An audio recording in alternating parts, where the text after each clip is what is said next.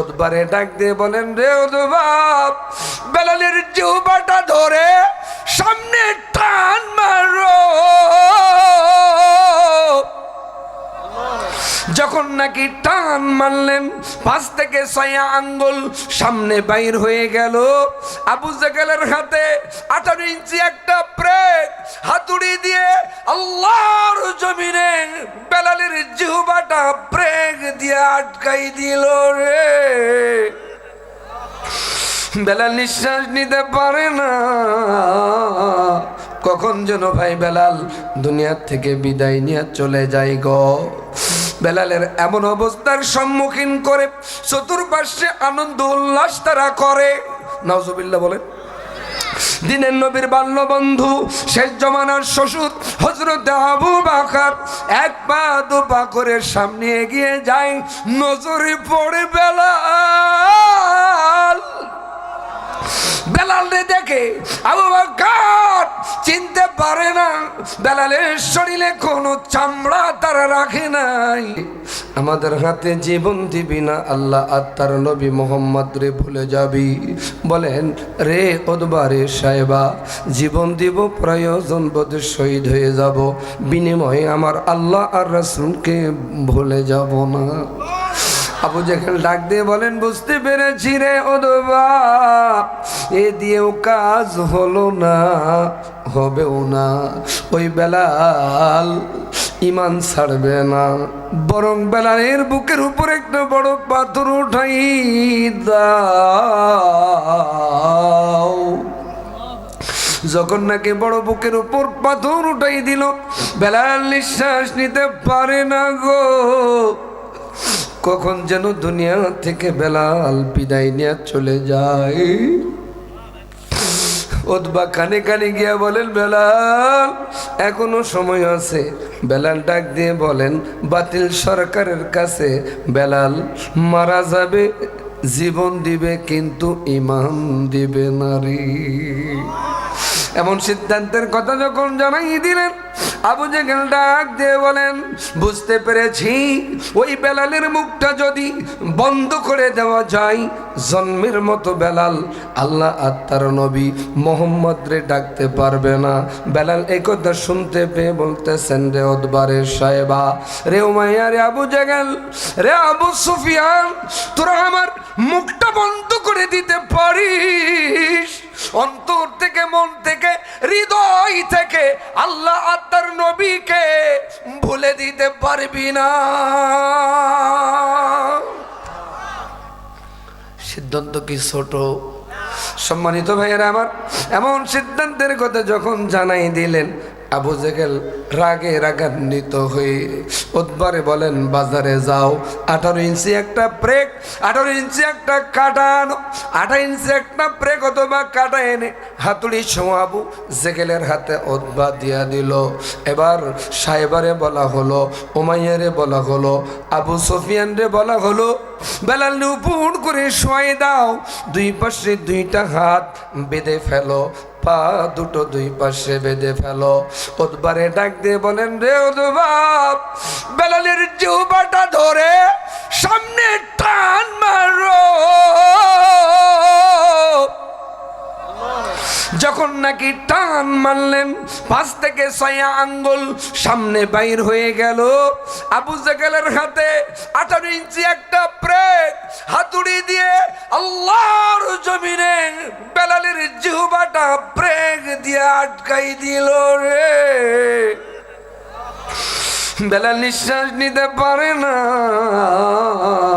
কখন যেন ভাই বেলাল দুনিয়ার থেকে বিদায় নিয়ে চলে যায় গো। বেলালের এমন অবস্থার সম্মুখীন করে চতুর্পাশে আনন্দ উল্লাস তারা করে। নাউজুবিল্লাহ বলেন। দিনের নবীর বাল্য বন্ধু শেষ জমানার শ্বশুর হযরত আবু বকর 1 পা 2 পা করে সামনে এগিয়ে যায়। নজরে পড়ে বেলাল। বেলাল রে দেখে আবু বকর চিনতে পারে না। বেলালের শরীরে কোনো চামড়া তারা রাখে নাই। ভাইরা আমার, কষ্ট হলো চিনতে, কিন্তু চিনতে পারলেন বেলাল। এমন দৃশ্য দেখতে পেয়ে আবু বকর আবু জেহেলকে ডাক দিয়ে বলেন, ও দেশের সরকার আবু জেহেল, আমার ভাই বেলালের কি অপরাধ? বলেন, অপরাধ বুঝি না, আমাদের কিনা গোলাম আমরা বিক্রি করে দেব নি। বাকি কত টাকা? 10,000 কম হবে না? না, 10,000 টাকা দিয়া আবু বকর কুরাই করলেন। আল্লাহু আকবার, আওয়াজ দিয়ে বলেন আল্লাহু আকবার। এই 10,000 টাকা পাওয়ার সাথে সাথে আবু জেহেল উদ্বারে বলে, বাজারে যাও মিষ্টি আনো। কোন দলের নেতা কর্মী মারার পর তারা মিষ্টি খায় নাই রে। আজ থেকে 1,500 বছর পূর্বে মিষ্টি যারা খেয়েছিল, আজও ইসলামী নেতাদেরকে, নেতৃবৃন্দদেরকে মারার পরে যারা মিষ্টি বিতরণ করে খায়, তারার ইয়ারা এক। আরো জোরে। কষ্ট হয় নাকি আপনাদের? সম্মানিত ভাইয়েরা, গভীর মনোযোগ। হযরত আবু বকর টাকা দিলেন, আবু জেহেল উমাইয়ার হযরত উতবারে পাঠাই দিলেন। উতবা বাজারে গেলেন, মিষ্টি নিয়ে আসলেন। সাহেবার মুখে দেয়, সাহেবা উতবার মুখে দেয়, আবু জেহেল উমাইয়ার মুখে দেয়, উমাইয়া আবু সুফিয়ানের মুখে দেয়। খাওয়া খাইয়ের ছড়াছড়ি। দৃশ্য দেখতে পেয়ে আবু বকর কেঁদে কেঁদে সিজদায় পড়ে গিয়া আল্লাহরে ডাক দিয়ে বলেন, আল্লাহ।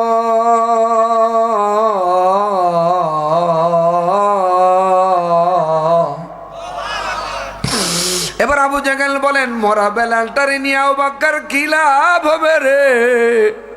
আবু বকর শুনতে পেয়ে সিজদায় পড়ে গিয়ে বলেন, আল্লাহ, এই ব্রেক যদি উপর পাশে টান মারি, আমার ভাই বেলালের জিহ্বা ছিঁড়ে যেতে পারে। ও আল্লাহ, আমার ভাই বেলালের জিহ্বার জন্য কোনো ক্ষতি না হয়। এক মুসলমান আর এক মুসলমানের ক্ষতি চাইতে পারে না। বর্তমানে এক মুসলমান আর এক মুসলমানের ক্ষতি করার জন্য পায়ে পায়ে পা লাগায়। কথা বলেন, কথা ঠিক কিনা?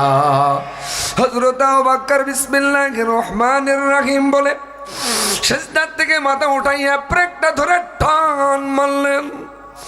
টান মারার সাথে সাথে বেলালের জিহ্বার কিছু অংশ ছিঁড়ে গেল। বেলাল জ্ঞান হারালো। কোলে পিঠে করে নিয়ে হযরত আবু বকর বেলাল রে নিয়ে আবু বকরের বাড়ি চলে গেল। প্রাথমিক ট্রিটমেন্ট আরম্ভ করলো। নবীজি এই সংবাদ পাবার সাথে সাথে আবু বকরের বাড়ির দরজায় গভীর রাত্রিতে দরজায় লক করলো। দরজায় লক করা মাত্র দরজা খুলে দিয়া আবু বকর দেখেন বিশ্ব নবী তার বাড়ির দরজায়। আবু বকর কেঁদে কেঁদে বলেন, ইয়া রাসূলুল্লাহ, আপনি কেন এসেছেন আমি জানি গো। আপনি যদি আপনার নবুয়তি চোখ দিয়া একটা নজর দেখেন, আপনি ঠিক থাকতে পারবেন না। ওগো নবীজি, আপনি বাড়ি চলে যান। আমার ভাই বেলাল সুস্থ হবার পর আপনারে আমি সংবাদ দেব। নবী বলেন, আবু বকর, যে বেলাল কোরআনের জন্য, আল্লাহ তার নবীর জন্য সরকারের সাথে একা মোকাবিলা করলো, শহীদ হবার তামান্না কামনা করলো, ওই বেলাল রে একটা নজর না দেখা পর্যন্ত তোমার বাড়ির দরওয়াজা থেকে নবী পা উঠাবে না। নবীরে নিয়ে যাওয়া হলো। দূর থেকে একটা নজর নবীজি দেখা মাত্র হাউ বাউ করে কেঁদে কেঁদে আল্লাহরে ডাক দে বলেন, আল্লাহ।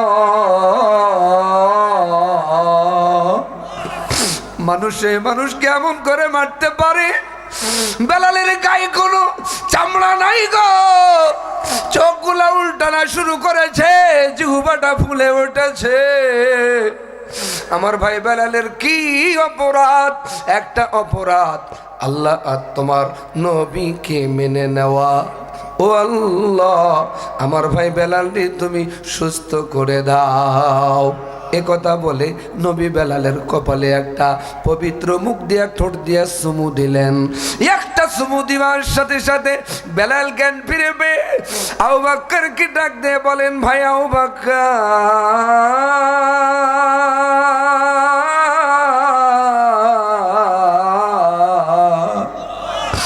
কে গো আমার কপালে চুমু দিল রে? ওই আল্লাহ নামের কসম করে বলি, একটা চুমু দিবার সাথে সাথে আমার শরীরে কোনো ব্যথা নাই গো। আমি বলতে চাই পাঁচ বিবির ভাইরা, এত জুলুম নির্যাতন করার পরেও যদি বেলাল ইসলামী আন্দোলন বন্ধ না করে, আমরা বেলালের অনুসারী, জেল জুলুম জরিমানা মামলা হামলা ফাঁসির মঞ্চ হতে পারে, এরপরেও জীবন দিব ইমান দিব না। রাজি কারা? দুই হাত তুলে দেখান তারা। নারায়ে তাকবীর। এর নাম হলো ইমান। ইন্নাল্লাযীনা আমানু, অন দ্য পয়েন্ট। আল্লাহ বললেন ইমান যদি আনতেই হয় বেলালের মতন রাজি আছেন? দুই নম্বর কর্মসূচি, ওয়া আমিলু সালিহাত।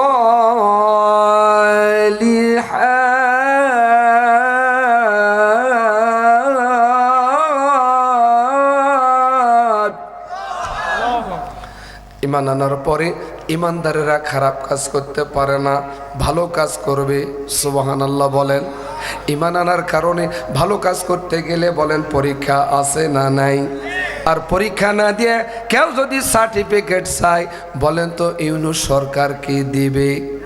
জোরে বলেন। এরকম পরীক্ষা আরও আল্লাহ পাক তার গোলামদের উপরে নিয়েছেন। একটা ঘটনা মনে পড়লো, 1-8 ঘন্টা সময় লাগতে পারে ঘটনাটা বলতে। রাজি আছেন শুনতে? কারা? দুই হাত তুলে একটু দেখান তো তারা। লিল্লাহে তাকবীর। সম্মানিত ভাইরা আমার, 11:30 তো বাজে, 12টা পর্যন্ত আলোচনা চলবে, এটাই হওয়া উচিত। আরো বেশি।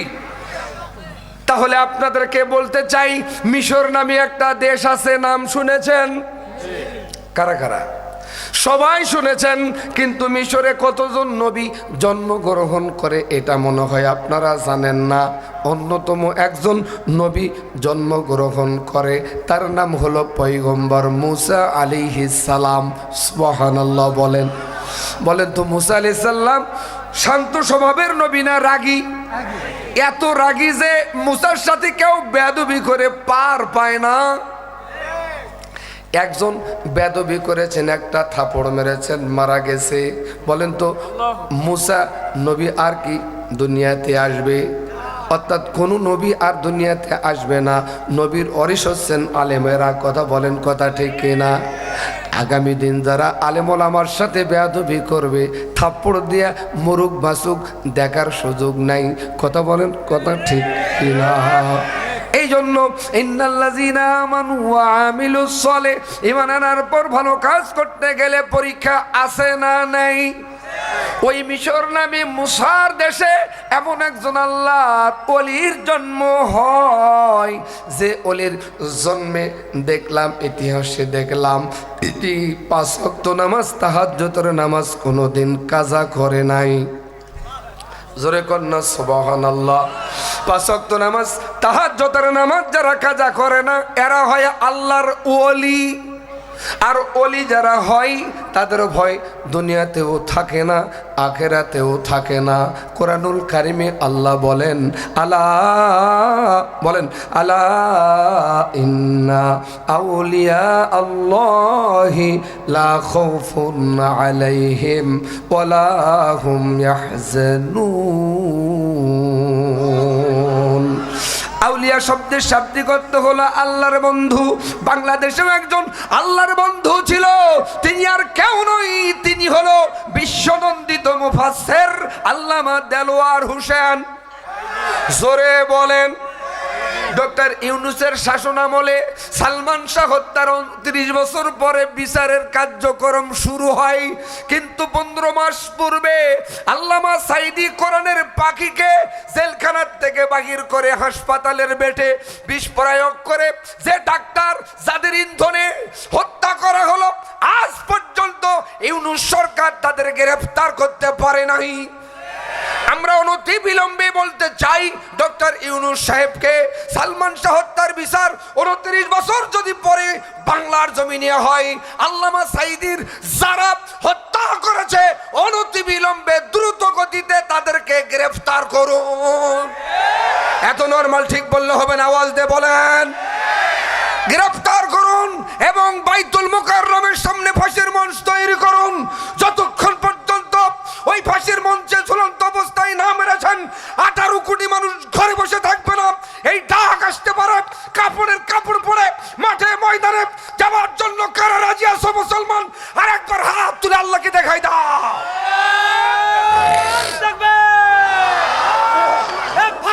সন্ত্রাসী ফাঁসি চাই, খুনি হাসিনার ফাঁসি চাই, আওয়ামী লীগের চামড়া তুলে নিব আমরা। নারায়ে তাকবীর। আলহামদুলিল্লাহ। কষ্ট হচ্ছে কি? গভীর মনোযোগ। আল্লামা সাঈদী যে আল্লাহর ওলি, এতে কোনো সন্দেহ নেই। উনি আজ থেকে 25-30 বছর আগে বলেছিলেন, এমন একটা সময় আসবে তোরা পালাবি, ইঁদুরের গর্ত পর্যন্ত খুঁজে পাবি না। আজকে হুবহু তাই হচ্ছে, ওরা পথ খুঁজে পাচ্ছে না। সম্মানিত ভাইয়েরা, গভীর মনোযোগ। আল্লাহ শুধু তাকে অলিত্বই দিলেন না, বন্ধুত্বই দিলেন না, আল্লাহ মিশর নামে রাষ্ট্রটা তার হাতে দিয়া দিল। আরো জোরে কন্যা সুবহানাল্লাহ। মিশর নামে রাষ্ট্রটা হাতে বাবার সাথে সাথে আল্লাহর দেওয়া বিধান অনুযায়ী সমাজ রাষ্ট্র পরিচালনা আরম্ভ করল। আমাদেরও দফা, আমাদেরও দাবি, আমরাও সেই সিদ্ধান্ত নিয়েছি, এই স্বাধীন ও সার্বভৌম বাংলাদেশ কোরআন সুন্নাহ অনুযায়ী চলুক। রাষ্ট্র ক্ষমতা হাতে পাওয়ার সাথে সাথে আল্লাহর বন্ধু চোর যদি চুরি করে হাত কেটে দেয়, বলেন তো এই বিধান কার? জেনাকারিনী যদি ধরা পড়ে, বুক বরাবর গর্ত করে যতক্ষণ পর্যন্ত মরে নাই, ইটপাটকিল দিয়ে ঢিলে ঢিলে মারে, বলেন তো এ বিধান কার? আল্লাহর কোরআন অনুযায়ী রাষ্ট্র পরিচালনা করে, বলেন তো দেশ থাকলে দল থাকবে না থাকবে না? ছোট ছোট দলগুলো চিন্তা করতেছে, আল্লাহর ওলি যেভাবে রাষ্ট্র পরিচালনা করে, এভাবে যদি রাষ্ট্র পরিচালনা করে আমরা ক্ষমতার মুখ কোনো দিন দেখতে পাবো না। তি কি করতে হবে? ছোট ছোট দলগুলো জোট বাঁধলো, এই জোটটার নাম দেওয়া হলো মহাজোট। বলেন তো কি জোট? এই মহাজোট সরকার গঠন করার জন্য আন্দোলনে নামলো। বলেন তো সরকারকে তাড়িয়ে দিতে গেলে, হটিয়ে দিতে গেলে রাজপথের প্রয়োজন আছে না নাই? 16 বছরের ফ্যাসিস্টদেরকে বাংলাদেশের ছাত্র সমাজ 5 আগস্টেই বিদায় দিয়েছে। কথা বলেন, কথা ঠিক কিনা? সম্মানিত ভাইয়েরা, গভীর মনোযোগ। 95 দিন আন্দোলন করলেন মহাজোট সরকার। আল্লাহর ওলি ক্ষমতা থেকে নামে না, এক দফায় রূপান্তরিত করলেন মহাজোট সরকার। এক দফায় এক দাবি, আল্লাহর ওলি ক্ষমতা কবে ছাড়বি? 96 দিনের মাথায় সন্ধ্যাবেলায় ক্ষমতা ছাড়তে বাধ্য হয়। ক্ষমতা যখন ছেড়ে দিলেন, বাতিল সরকার গঠন করলেন।